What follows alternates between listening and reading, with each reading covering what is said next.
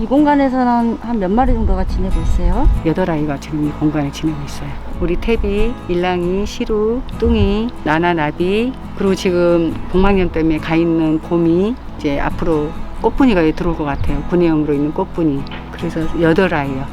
여름에는 조금 덥겠네요. 그쵸? 네, 그래서 우선 선풍기 막 돌리고 있어요. 그래서.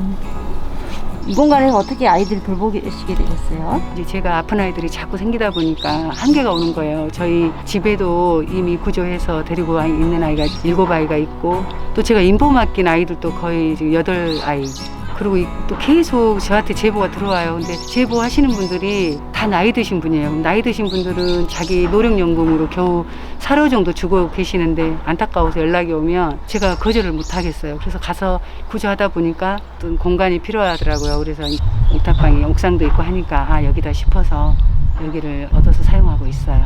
이 아이는 작년 9월달에 주유소에서 학생이 구조를 했대요. 아기가 막 울고 있어서 데리고 왔는데 계속 설사를 하더래요.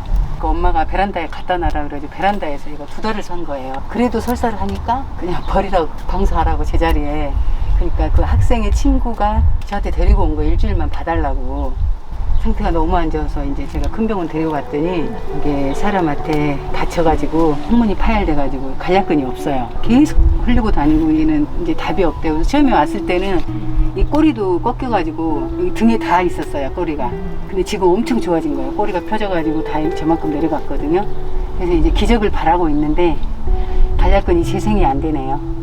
근데 여기 친구들이 너무 고마운 게 이 아이가 똥을 흘리고 다니고 냄새가 나도 이 아이를 굉장히 보호해줘요, 서로. 그래서 사람보다 나아요.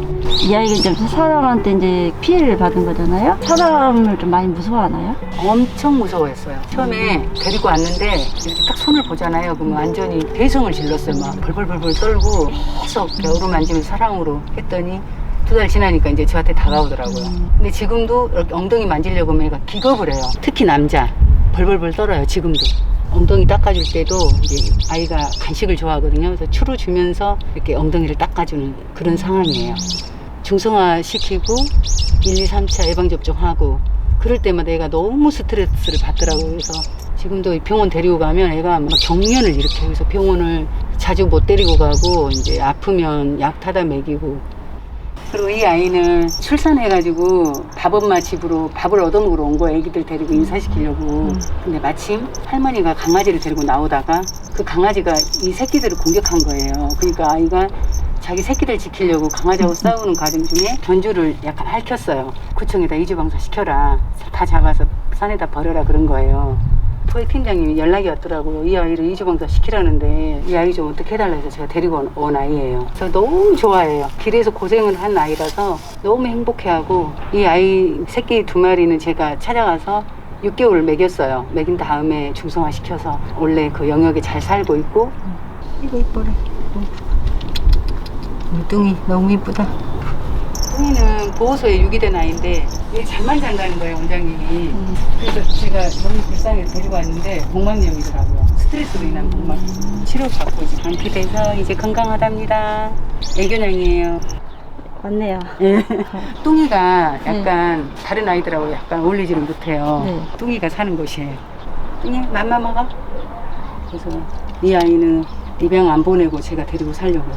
거의 다 아픈 아이들이라서 아픈 아이들은 좀 입양이 힘들더라고요.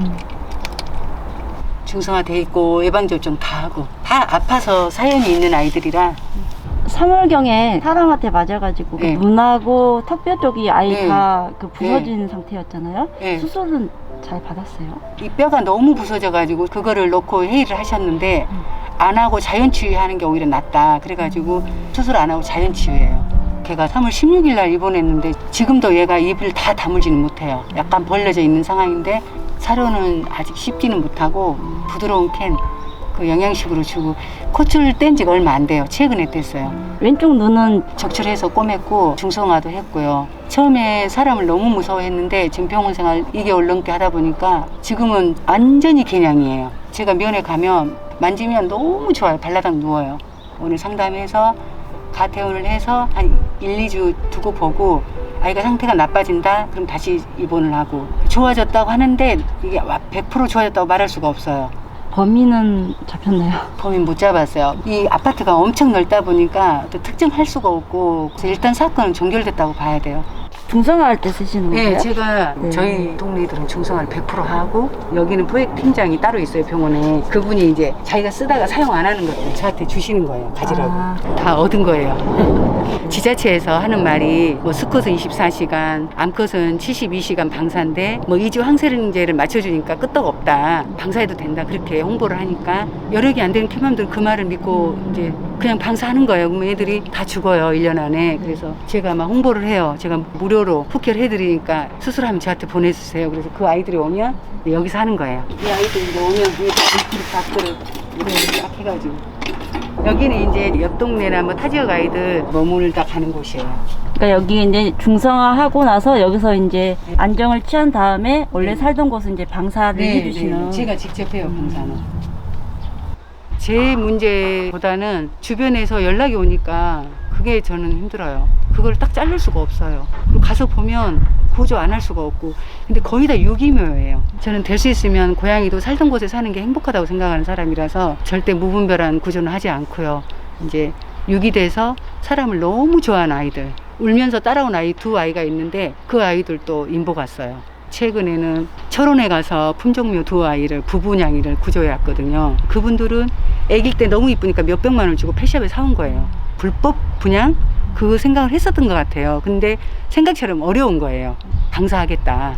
그래서 그쪽에 계시는 캣맘이 그걸 알고 저한테 연락이 온 거예요. 데리고 와서 중성화 시키고 이제 미용하면 본격적으로 입양, 동반 입양 시키려고 그래요. 버스 정류장에서 저 따라온 애가 있거든요. 네. 그 아이가 갑자기 아파서 데리고 가니까 복막염이래요. 그래서 걔 입원해 있고 또 동네 대장량이 따라다니던 아이가 갑자기 사라졌어요. 완전 만진창이가 돼가지고 나타났어요. 구조하시는 분 섭외해가지고 구조해서 지금 구내염 발치하고 입원해 있고. 목에 기사 그 임신량이. 걔는 사라져 버렸어요. 그 뒤에 딱 한 번 나타난 뒤로 안 나타나서 그래서 출산하러 간 것 같아요. 제가 이번 주에 딱 또 구조 하래가 한 명 있거든요. 걔 해놓고 나서 그 아이를 본격적으로 한번 찾아보려고 그래요. 아우 이뻐. 엄마 줄게. 이 둘은 애증의 관계예요. 둘이 비각비각. 여자 암컷이거든요. 같이 중성화해가지고 같은 공간에 케어받고 같이 이렇게 있는데 급식소가 있어요. 있는데도 이렇게 오는 걸 좋아해서. 아유 난리 났네, 난리 났어. 아이고 좋아, 아이고 좋아. 먼저 먹고.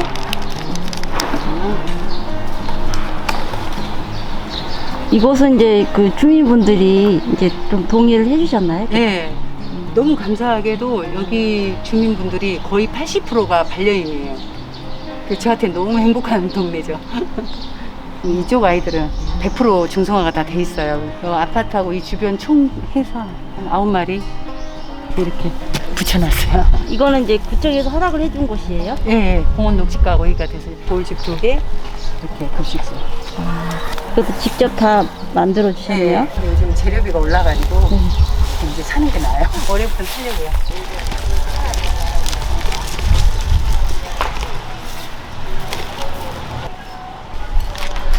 여기는 구내염 아이들이 유독히 많아요. 어제 와서 채워놓고 갔는데도 밥자리가 한 몇 군데 정도 되세요? 처음에 12군데였는데 이제 요즘 올 겨울 지나고 애들이 많이 죽었어요. 그래서 9군데로 줄였어요. 사료 달라 하시는 분들이 있어요.